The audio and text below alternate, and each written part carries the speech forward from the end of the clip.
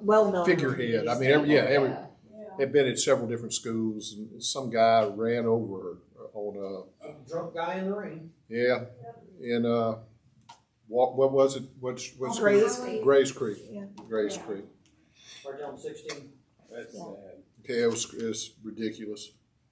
What she does is she works at 7th Ward, and then, because it's an early school, and then she Flips slides over. down to Grace Creek, because it gets out a little bit later. I wondered what was happening. I wondered if she was still at 7th Ward or not. Yeah, every morning, that's fine. And we are rolling now. So you ready? Yeah, we're on. We're All live. right. Well, good morning, everybody. Morning. Good morning. So the topic of today is the devil made me do it. Get behind me, Satan.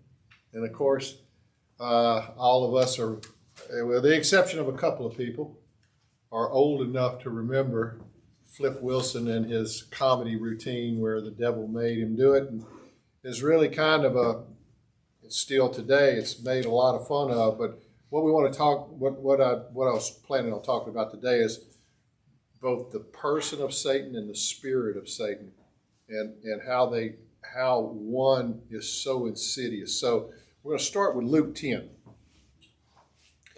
Luke 10, and it says, after this, the Lord appointed 72, and he sent them 2 by 2 ahead of him to every town and place where he was about to go.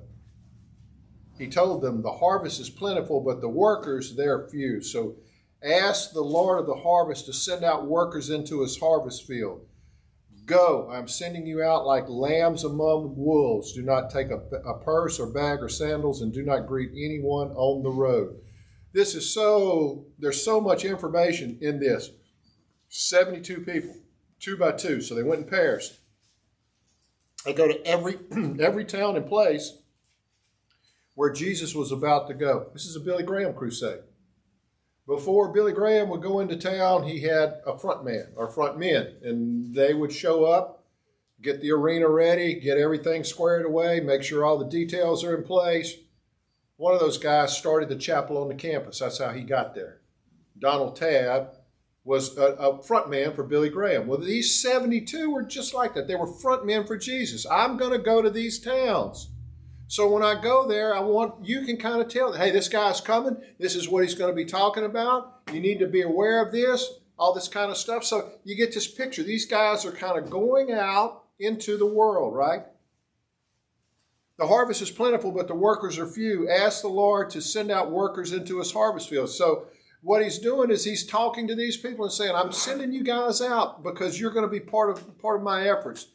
But then he says, I'm sending you out like lambs among wolves. So what does that tell you the environment that they were walking into? A little hostile. It was tough.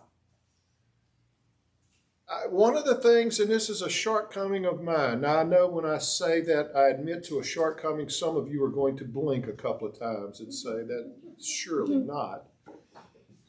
But I get so frustrated with the attitudes of just open rebellion towards any kind of a worldview that is similar to mine. It's like, good grief. I mean, some of these people are just so offensive, so derisive, so sarcastic. And they don't, in my opinion, don't even know what they don't know, right? But they're a legend in their own mind, first of all, and they're often wrong but seldom in doubt.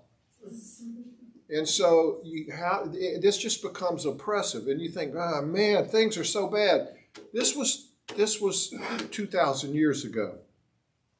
I'm sending you out like lambs among wolves. Do not take a purse or bag or sandals. In other words, just rely on me. The rest of the stuff you don't need. Don't overpack. This is not a vacation. And you don't need to bring a hairdryer because the hotel will have one. It's that kind of stuff, right? Do not greet anyone on the road. That's a strange thing. I'm sending you out to the town to prepare the town, but don't talk to people on the way. Which says that sometimes the mission can get sidetracked. Because probably what would have happened if they would have started talking on the road is that the next thing you know, we'd be discussing whether the Steelers or the Patriots ought to win the Super Bowl, that kind of stuff. So stay on mission, right? So there they were. So there's the picture. They go out and they come back. So in verse 17, drop down a little bit, it says, the 72 returned with joy. It said, even the demons submitted in your name. Now, if I told you, after I'd sent you out on this mission to prepare the way for me to come, to kind of be the Billy Graham of this thing, to sort of walk in and do the story that they've never heard, to explain to them that I am the Messiah, so to speak. And they come back and they say, this was unbelievable. The demons even submitted to your authority. The last thing that you would say, I would dare say, is, I saw Satan fall like lightning from heaven. How in the world are those two things connected? Well, you got to read a little further. I have given you authority to trample on snakes and scorpions and to overcome all the power of the enemy. I don't think he's talking about snakes and scorpions literally there. I think he's talking about the powers that can sting, that can bite, that can poison, right? Nothing will harm you. However, do not rejoice that the spirits submit to you, but rejoice that your names are written in heaven. Here's these guys. I'm getting them ready. I'm firing them up. I'm putting them in a pep talk. I need you to go out to these towns. I need you to prepare these towns for me to come. They come back and they're fired up and they go, man, you ain't going to believe this. The demons are actually running. And he says, as far as demons, I saw Satan fall from heaven like lightning. You need to be worried more about your names being written in heaven than what you can do because of that. Priorities. What's the point? The point is this. It's probably that I would suspect that these guys came back with a little bit of, you're not going to believe this, what happened in your name. But what happened in your name really brought attention to who? Me. There I am. I'm all that, man. I am pretty good. Maybe, I suspect that maybe they came back with just a little bit of cocky. And Jesus recognized that. And the first thing he says is a pivot. It is a quick pivot. They're talking about demons, and Jesus reminds them, look, you've been given authority over all of that. That's fine. That's good. But don't forget that to rejoice more that your names are written in heaven. And he says, look, I'm telling you, Satan fell like lightning. Now, this to me says priorities. And this is one of the places where I think the spirit of Satan really starts to poke away at us, because one of the things that it does, I don't want to paint with too broad a brush, but there are examples of people who call themselves very godly who also wear their ego a long way before it actually enters the door. You have to, it's an event, it's a rock star kind of thing, and the attention is on the person. And I think that's what Jesus is really starting to worry about that. And he's pointing out, you can't celebrate the victory unless you are dedicated to the path that got you there. And that's what I think it was getting to the point where we're celebrating, but we're not celebrating for the right reason. You can't eat ice cream and Twinkies and call that a training regimen for the marathon. It doesn't work. The process and the remembering, so the base, go back to base is what he was saying. Go back to what got you here. What got you here? Your name's written in heaven. What does that mean? That means that I can use you to be prepared to go others to talk about. And some incredible, crazy things might happen along the way. but don't forget why they happen. But we cast out demons. Good. But it's more important that your salvation is secure. If you get it backwards, then you start to get the cart before the horse. And so you start to look for things like, well, there's blessings in my life. Or there's riches in my life. Or whatever. And you're going back and you're celebrating something other than the fact that you're a follower of Christ.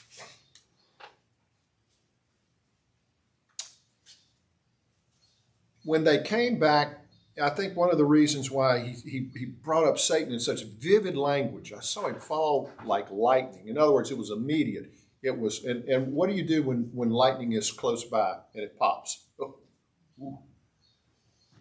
it's shocking. And I think that was one of the things.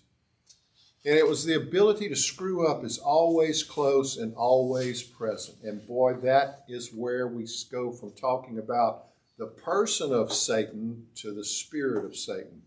So now we're going to swap to Matthew 16. In Matthew 16, this is the story. The disciples were first warned about the yeast of the Pharisees and the Sadducees. And the disciples didn't really understand that, and it was like, you knuckleheads, this is about the bread. The bread is about their teachings. Be careful of their teachings. And so Jesus was trying to lay this foundation where it's not only is your name, are you secure, but you're secure for these. You understand what it is that you're supposed to be telling others so they can be equally secure. So in this regard, the first and foremost lesson of that was just listen to me. Pay attention to what I've got to say. All right, so that's how he kind of prepared him.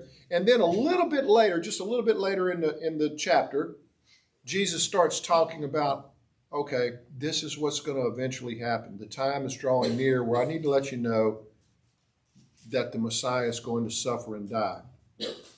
So he's got a little object lesson in Matthew 16. He says, who do you say I am?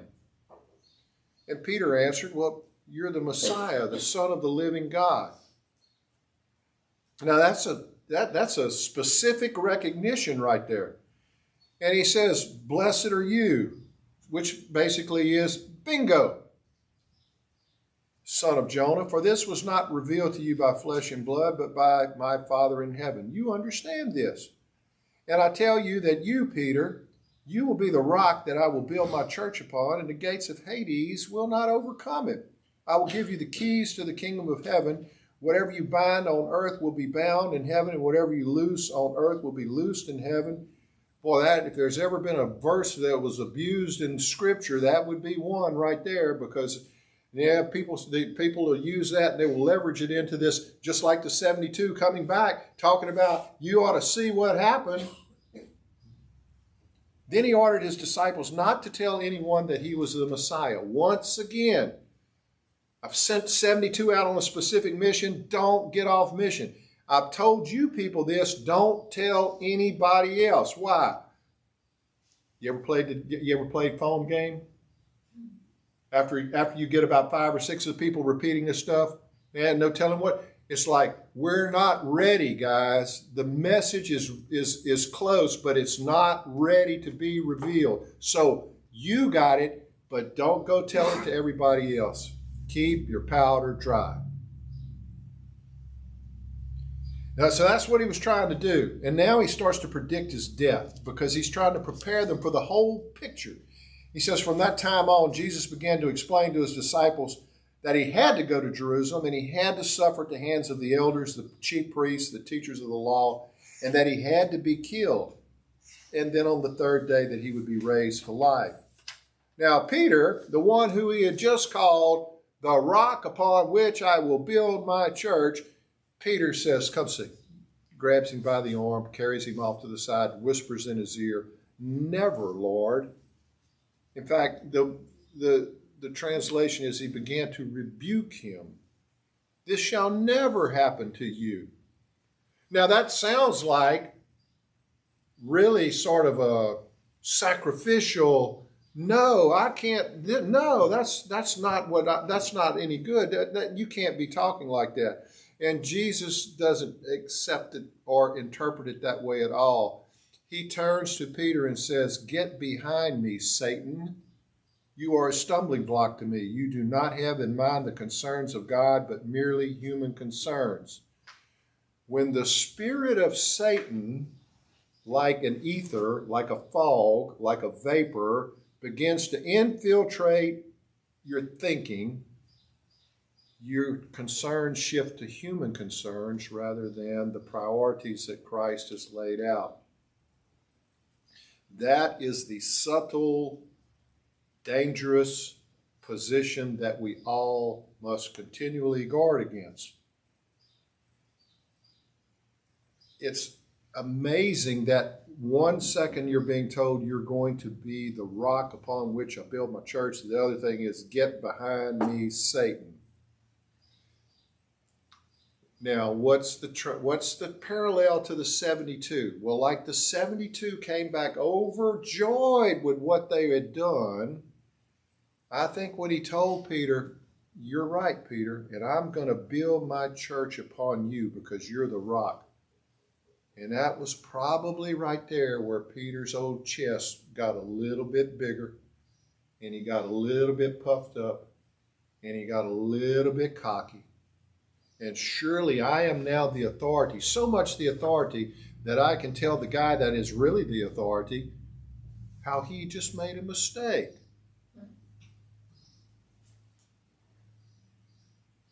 I don't think it was hyperbole. I don't think in some literal sense. I do believe when he said, "Get behind me, Satan," he wasn't referring to obviously the physical being, the fallen angel, but he was referring to the spirit of Satan. It's all over you, Peter. And here's the point. If the rock of the church can be called Satan, there's a pretty good chance you would qualify as well. Further in Matthew 16, it says, "This is what God expects. He said to his disciples, 'Whoever wants to be my disciples must deny themselves, take up their cross, and follow me. For whoever wants to save their life will lose it, but whoever loses their life will find it.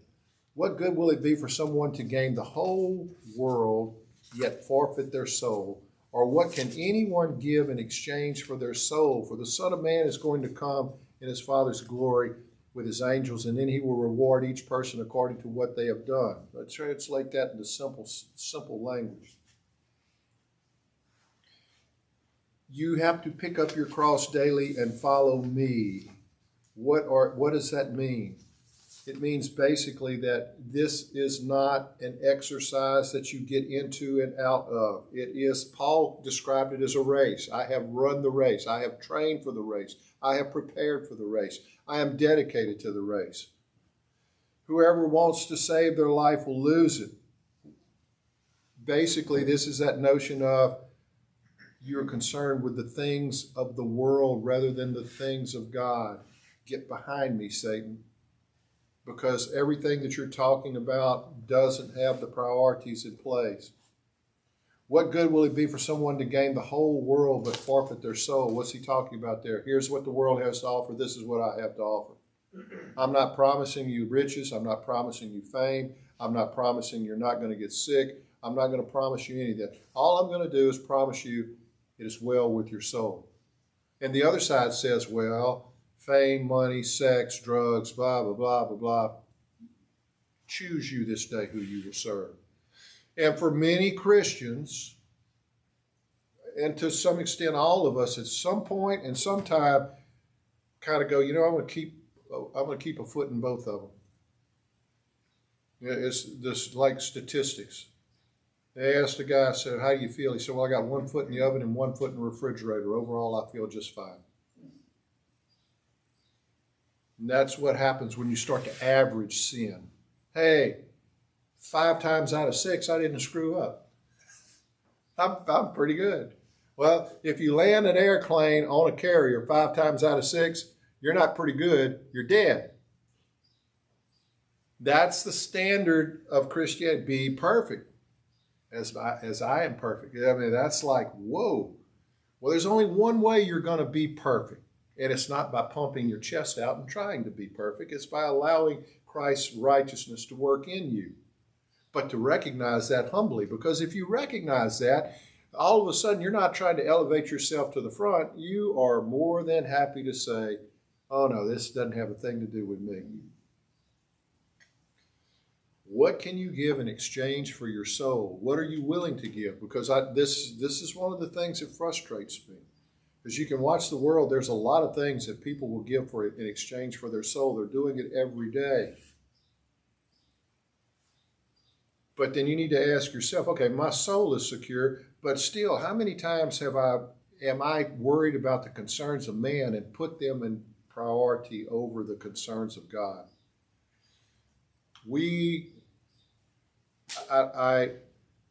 I don't know what to make of it. They're not showing them anymore. It's during the football season, but he gets us. As if no matter what, you come to him, yes. And that I to some degree I'm like I'm all for that.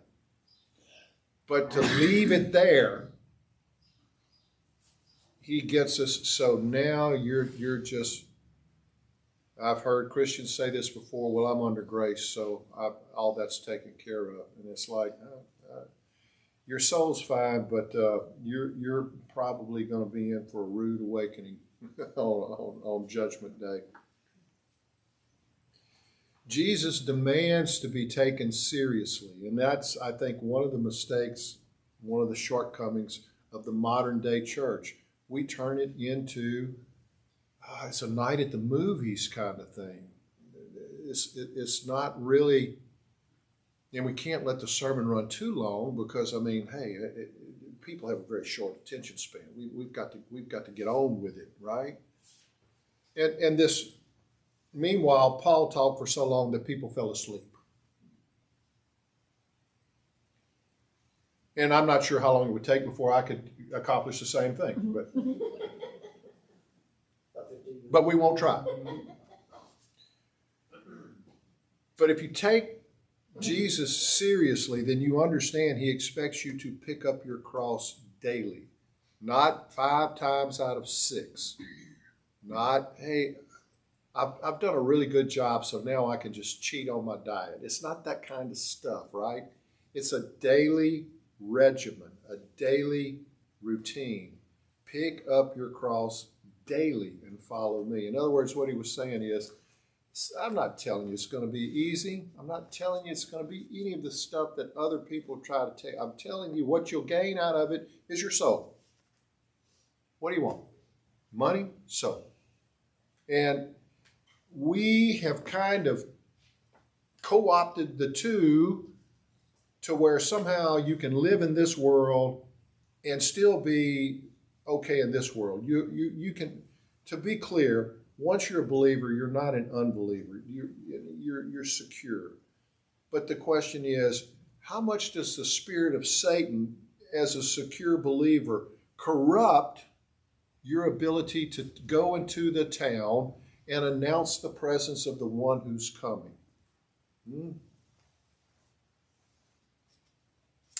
And then there's Satan himself. And see if you hear the spirit of Satan in the disciples. In Luke 22, it says, in the same way, after supper, he took the cup, saying, this cup is the new covenant in my blood, which poured out for you. But the hand of him who is going to betray me is with me right now. He's on the table. The Son of Man will go as it has been decreed, but woe to that man who betrays him. They began to question amongst themselves which of them it might be who would do this. So there was this conversation. He's trying to explain at the Passover meal, this is my body, and this is my blood. And he was making an object lesson, and then he said, one of you guys is going to betray me. So there's the spirit of Satan right there, even so far as to go to betray what you have basically hung your hat on. But then a strange thing happens. A dispute arose among them as to which was to be considered the greatest. Jesus said, the kings of the Gentiles lord it over them, and those who exercise authority over them call themselves benefactors. Don't be like that. The greatest should be like the youngest. The one who rules is like the one who serves. For is greater the one who is at the table or the one who serves? Is it not the one who is at the table? But I am among you as one who serves. You are those who have stood by me in my trials, and I confer on you a kingdom, just as my Father confirmed one on me, so that you may eat and drink at my table in my kingdom and sit on thrones, judging the 12 tribes of Israel. So the picture here is just incredible. Here's the object lesson about what I'm about to do, and I'm going to use the bread and the wine from the meal to explain it. Just a second, I'll get back with you. And in the brief time that he was doing something else, they started arguing about who's the greatest. This sounds very similar to the little bit of puffed up that Peter probably had when it was like, you're going to be the rock, Peter. And his ego just couldn't handle that. And so now they're trying to decide, once again, who is really the greatest amongst all of us? And he goes back and explains to them, I came to serve, not to be served.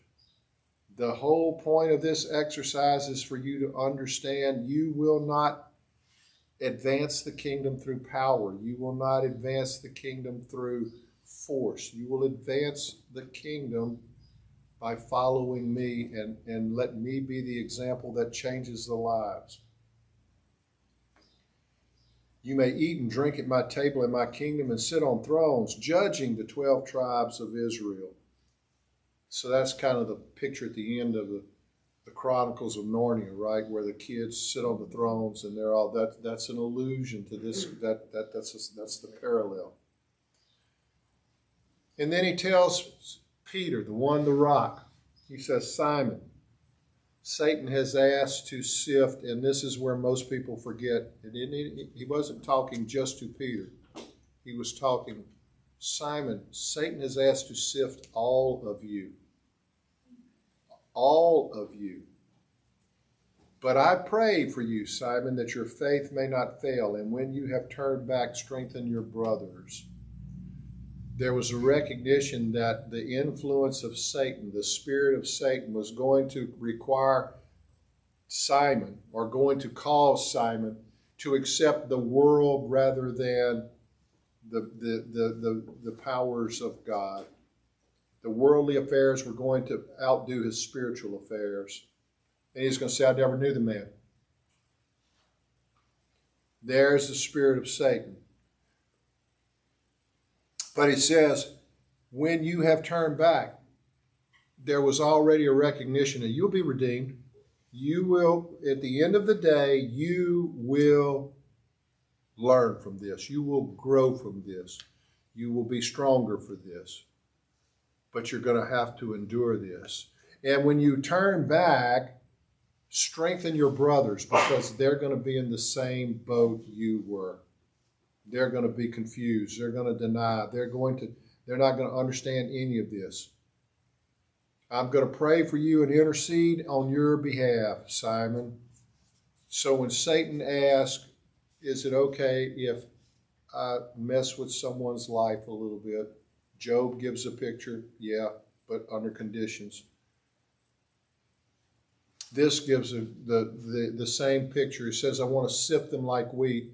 When you think of wheat, you don't, if you understand how they sifted wheat in the ancient world, you had your strainer, and this would be violently thrown up into the air, shuffled around, tossed about. This was not just a, let me mess with them a little bit. This was like, let me crush their world. And that's what Satan does. So why did he ask to challenge their faith? Probably because the spirit of Satan could recognize how self-indulgent they were, their current physical, spiritual state. The fact that they were arguing about who's the greatest while their leader was trying to explain why he had to die. It sounds a lot like the 72 that returned from the towns. It sounds a lot like Peter getting pumped up. When you are attacked by Satan, realize this, it can occur anytime, anywhere. Typically, it won't be Satan in person because he's only an angel. A fallen angel can't be everywhere at one place and one time. But the spirit of Satan, the gossip that you carry on with somebody else, the hateful words that you say to someone else, the prideful arrogance that you might have about some success. The spirit of Satan, that is much more common.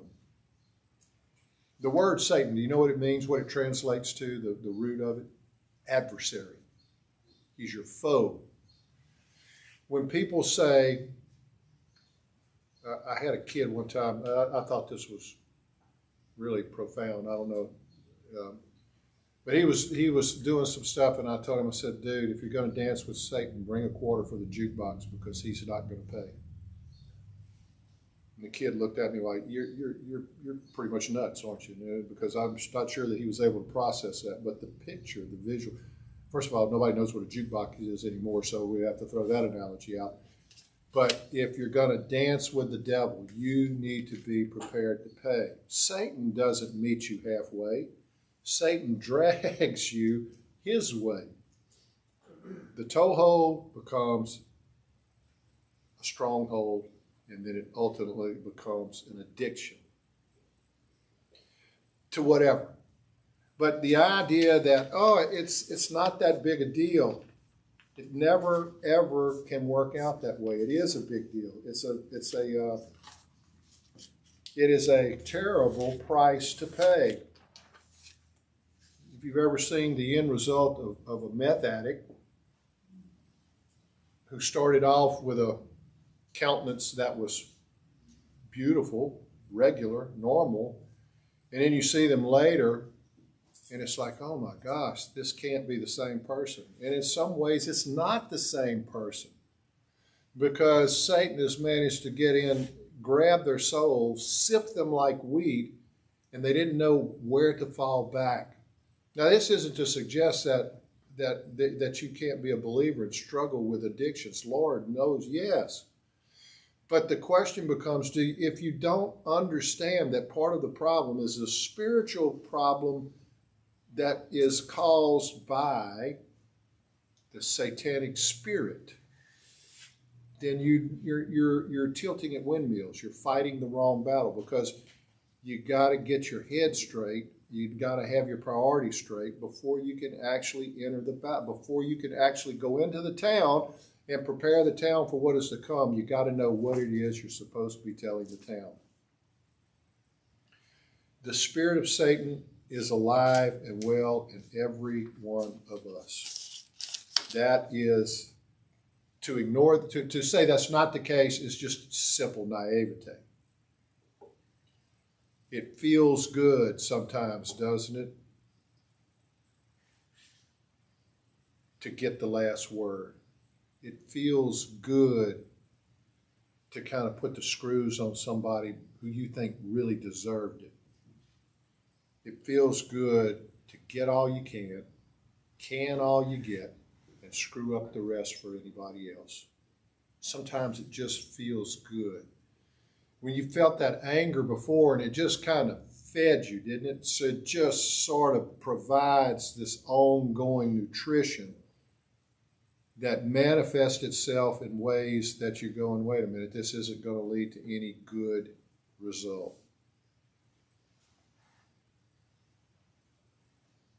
Because what's ultimately happening there is you have put the affairs of man above the affairs of God.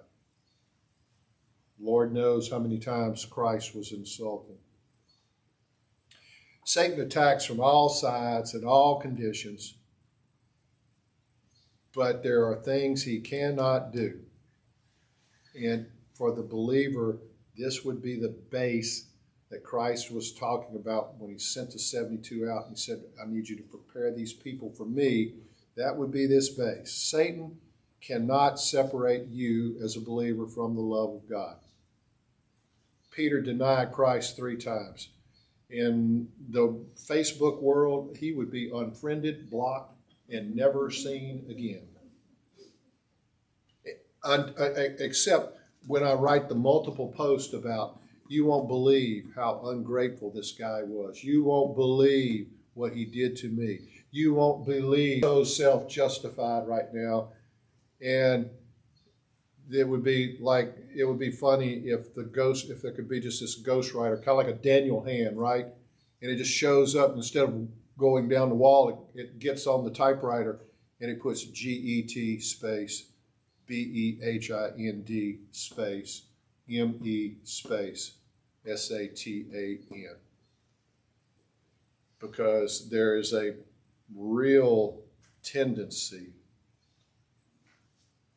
for the parallels to be eerily similar. He can't separate you from the love of God. He can't steal a soul that's covered by Christ. He cannot. He cannot forgive and redeem sin. So why would you hang with someone who takes the manure and throws it on you and then accuses you of stinking? Because that's what Satan does. He drenches you in filth and then turns around and says, look at you, how filthy you are. How in heaven's name did you get this way? He can remind you of your failures, and he will. But the only path to the removal of those images, that history, is through the cross. Paul was an absolute mental mess when he had to deal with the fact that he killed Christians for pleasure. He liked it. He enjoyed it. It was something that he embraced. And then he had to realize it was all wrong. Who better to talk about grace, to talk about the actual reality that your sins are forgiven, that the past is the past, that you can't change the past, but you don't have to change the past because God created a future out of the past. That you may have, like Peter, rejected Christ, cursed Christ. You may have done all these things, but the path is still there. Satan can't do that. Satan just is the opposite way. And I know of no better way to say it than he just stands there with a bucket of manure, throws it on you, and then accuses you of stinking.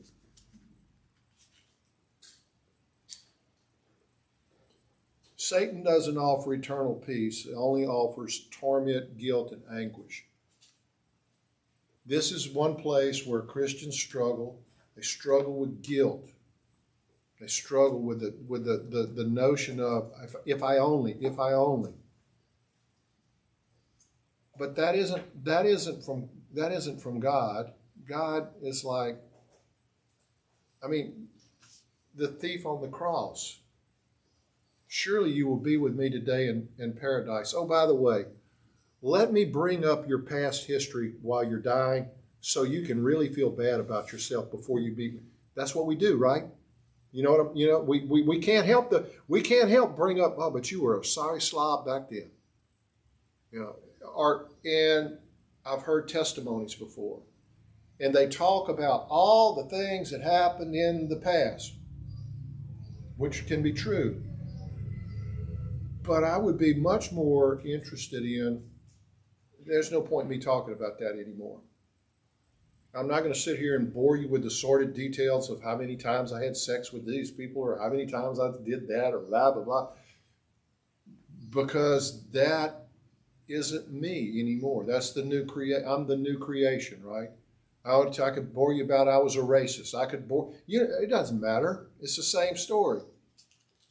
But we somehow hold on to the past as if it justifies the future. The past cannot justify your security with Christ, because if it could, nobody would be secure. Because you don't have anything in your past to point to and say that is deserving of your commitment to me. So Satan can't, or the spirit of Satan can't do anything except torment and lead to ultimate ruin. You know, when Scripture says that Satan entered Judas, that was a way of saying that his mind went off. He ceased to understand rationality. When you can walk into the Mall of Louisiana, get into a fight in the food court, and start spraying bullets, your mind is no longer controlled in a rational way. And we can talk about, we need this, we need that, and all of the services that people can think of, it can all be true. But this is a classic example of, I have taken the problems of man and I have placed them above the priorities of God. You want crime to go down in Baton Rouge, there needs to be a spiritual revival in Baton Rouge. Amen. You want the people to live in harmony. You want racial prejudice to go away, there needs to be a revival wherever that is. Neither male, female, Greek, slave. It doesn't matter, right? But we don't do that because we always look for the gains. The thing about addiction, and we've had people in this church who've said that they have struggled with various types of addiction. Here's the deal. When you first get into the addictive process, you do it because it feels good. It reinforces either your self-image or it allows you to escape, whatever it does, but it puts you in what you consider to be a better mental state for a little while. The more you use, the deeper you get, the more entrenched it becomes. You no longer use to feel good. You use it to feel less bad. You can't even get to normal. Normal has been lost. And sin does the same kind of thing in the same type of way. If we allow it just to take its hold and run its course, then ultimately it creates some extremely negative outcomes. Sin is an addiction of sorts. It's an addiction of our nature to the flesh. We can't turn it loose. We can be redeemed from it. We can be led to a higher path. We can be sanctified, a $3 word for we can be a little bit stronger in our belief tomorrow than we are today. But in order to do that, you have to pick up your cross and follow me daily. You can't be out there running around in some activity that Christ can't be found and then turn around and go, gee, Christ has abandoned me. No, I haven't. I was over here all along, you pea brain. Not over there, and you should know that. So, pride, puffed up, boy, Satan can find those places. Troubles, anxiety, Satan can nail you. Guilt, Satan can accuse you. What he can't do is he can't separate you from the love of God. And if you take this to heart, you become a more efficient, effective representative of Christ. You are in the world demonstrating the power of Christ in your life. There is no better witness. But that has to flow naturally, because if you just, I'm going to be a good Christian, you're doing exactly what Peter did, and you're going to get behind me, Satan. I don't need you to run the show. I'll take care of it myself. So guard your soul. Or better yet, let Christ guard your soul. He does a pretty good job of it. Guard your heart. You've got a little bit of say-so in that. And then guard your mind. And you definitely have some say-so in that. If you find yourself trying to think of stuff that you don't need to think of, find something to do. I have yet to find a person that was engaged in a productive activity that was also simultaneously engaged in a bad activity. If you're doing the right thing, if you picked up your cross and done what you should be doing, the rest will take care of itself. That's called self-discipline. And then finally, remember to keep your priorities straight. If you get the problems of the world above the realities of belief, then you're like the 72 where I saw lightning, Satan fell from heaven. And I'm glad that you I'm glad that you have control over demons, but it's more important that your soul, don't forget that your soul is the thing that makes this whole thing work. The fact that I have captured, rescued, secured your soul. So we seek to honor Christ in all things. Yes? Yes. Father, we thank you for the opportunity to be here today. We thank you for communion as a reminder of the shed blood, shed body. So as we enter into this time, we ask that you be with us. So just as we had, we're not going to have an argument in here, are we, about who's the greatest among us? Just as we had at that time, 2,000 years ago, the example was that his body was broken. Thank you. His blood was shed. This was a sacrifice for us to protect, to guard, to secure our souls. And so when you eat the bread, do that in remembrance of the sacrifice that took place.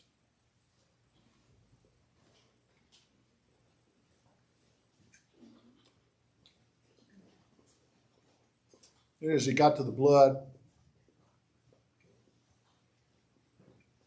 he held up the cup of wine. He said, This is my blood shed for the remission of sins. The sacrifice, the willing sacrifice to die on behalf of someone else to fulfill the debt that had to be paid for the penalty of sin. And you can almost hear him saying, so don't go wallow in the ditch that got you in trouble in the first place. Do this in remembrance.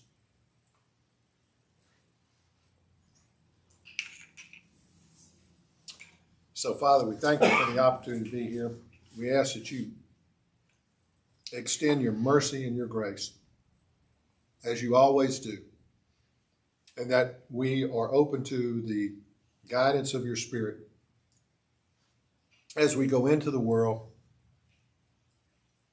like the 72, preparing the way for Christ to come. And we do it all to your glory and honor.